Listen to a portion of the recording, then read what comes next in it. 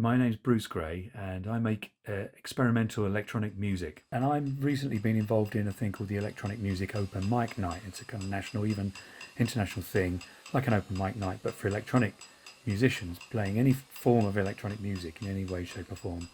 So I've done a couple of these in Coventry and a couple in Birmingham. And that's how I met the Birmingham one, is how I met David.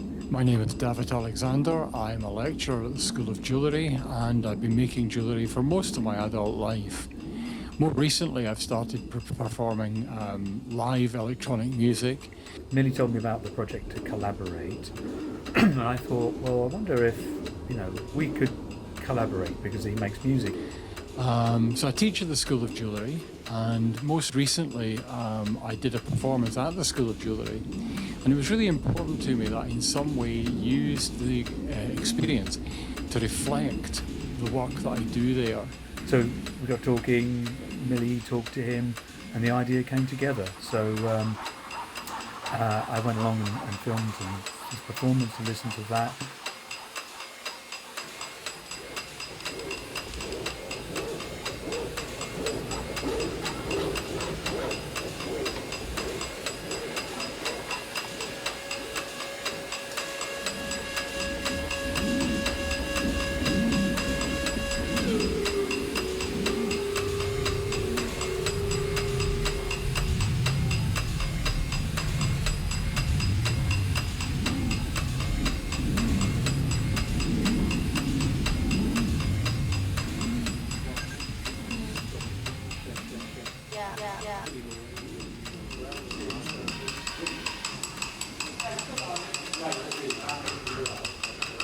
The piece that I'm performing in the video shows me using live sampling of watch and clock parts in various different ways, processing the sound to create the music that you can hear.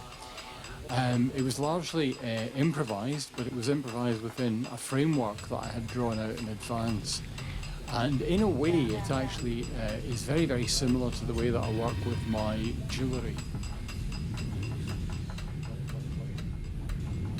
We set it all up on the laptop. 10 channels of different sounds, some looped, some affected, and then we just mixed it live, basically.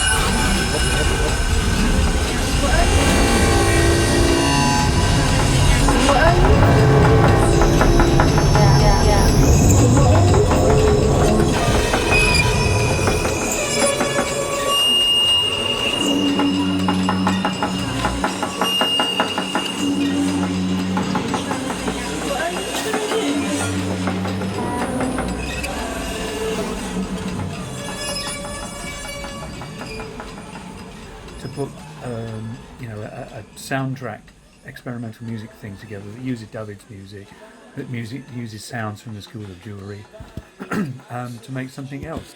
I use found materials, I use unusual materials, and in the same way I use found materials, found sounds in the music that I create. And in fact, Millie and I jammed the piece out together, which was really great fun. It's been really interesting to develop a network of people that I know and can talk to about these things, rather in the same way as I have a network of people in the jewellery world.